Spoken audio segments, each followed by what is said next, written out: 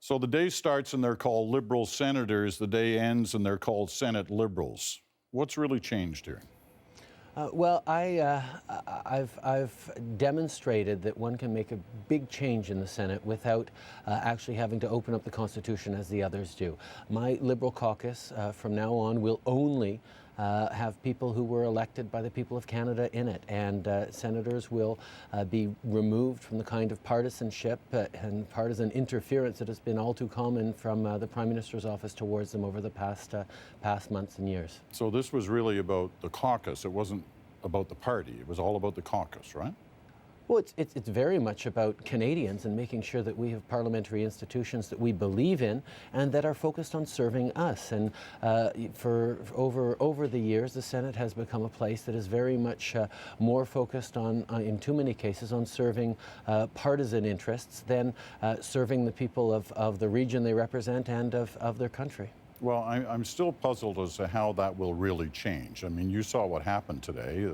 Many of these former Liberal senators, now calling themselves Senate Liberals, were holding up their Liberal Party membership cards, swearing allegiance to the party, saying they'd still be raising funds, saying they'd still be helping in election campaigns. You're not asking them to stop being Liberals. Everyone is free to join a political party, so I'm certainly not stopping them from that. But I am removing them from the political operations, the actual functioning of this political party as an entity in Parliament, and that is going to make a very, very large difference because the senators will become free to evaluate according to what they see as the benefits or negative impacts of any legislation that comes across. This actually is a large change. It's just one that people are just getting used to understanding the implications of. And I can appreciate that, but one of those implications clearly is that the people who are in there who have been Liberal senators, some of whom going back to being appointed by your father, are dyed-in-the-wool Liberals. It's not like suddenly they're going to say, well, you know, we better start looking at things differently, or look at it from a different light? The values and the ideals and the perspectives that they have will not change, but the conditions under which they consider a piece of legislation, will this help the political party I'm part of in the House of Commons get elected in the next election, or will it provide enough of a political attack against our opponents, are going to be slightly dampened. But you're right, it is only a first step, and that's why the appointments process that I'm proposing that will appoint people in an open, transparent, non-partisan way will really be the follow-up to this, which is to make sure that we have a Senate that becomes less seized with partisanship and more focused on serving Canadians to the best of its ability. Who was actually calling for an end to partisanship in the Senate? I mean, there were clearly calls for an elected Senate. There were calls for an abolished Senate. There was calls for the end to corruption in the Senate. But who was calling for an end to partisanship in the Senate? I met an awful lot of Canadians across the country who were very, very frustrated to see in the release of documents around the Nigel Wright-Mike Duffy affair, the amount of interference that the Prime Minister's office had in the functioning of what is supposed to be a separate political body in the Senate. The level of interference by the political wing of the Conservative Party over supposedly sober second thought thinking senators was really dismaying to an awful lot of people. And the easy populist answers, disingenuous solutions that both Mr. Mulcair and Mr. Harper are approving, an elected Senate or an abolished Senate, are just that, disingenuous, because they imply protracted constitutional negotiations that no Canadian wants to get into. Canadians want politicians to be focused on jobs, on their future, on their kids, not on haggling with the provinces over reopening a constitution. Well, to be fair to Mr. Mulcair, his motion last fall, which you voted against, did zero in very specifically on the issue of partisanship and wanting to end it. Now, just let me remind you of what you said at the time as to why you voted against. Here's what you told Evan Solomon on CBC Radio. because I respect the Constitution of Canada. And regardless of what the NDP might wish to make political hay over, we don't have the capacity in the House of Commons to, on a simple majority vote, eliminate pieces of the Canadian Constitution.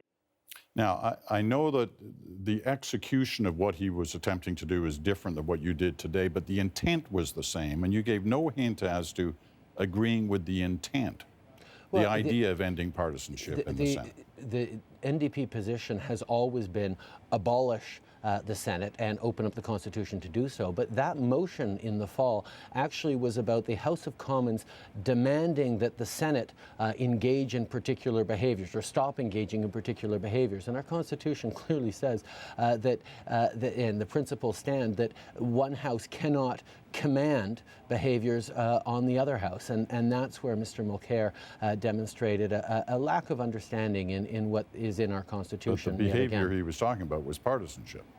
Indeed, but you can't have a House that's demanding it of the Senate. Then, right? It was the way he was going about trying to end partisanship. Well, the fact that it's a piece of their abolition proposal, which is irresponsible.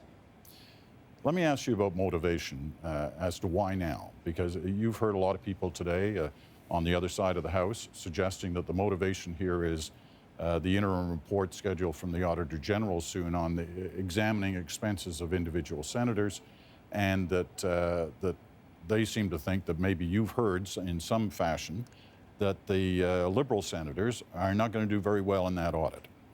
Do you know anything about what's in that audit, or do you know anything about the testimony the Liberal senators have given about their expenses? No, I know absolutely nothing. The Auditor General nor Liberal senators have not, formerly Liberal senators, have not told me anything about what's going on. This is the Auditor General's inquiry is very much an extension of the demand for transparency that Canadians have had, of accountability around expenses, that was part of what we pushed for as far back as last spring, to start disclosing online the expenses of both senators and MPs. And that's a separate problem, one that definitely needs to be dealt with, but it's a separate problem from the excessive partisanship and patronage in the Senate, which is what I have moved to eliminate today. But why today? Why not wait for the Supreme Court of Canada and its rulings and its findings on how to change the Senate? But it's never, the wrong time to do the right thing. I could wait till an election. I could make a promise that if I got elected Prime Minister, then I would make the Senate less partisan. But I chose to act. I chose to say, you know what? We're coming back from a winter break. It's time for the winter sitting of Parliament. Let's try and start this off on a fresh note.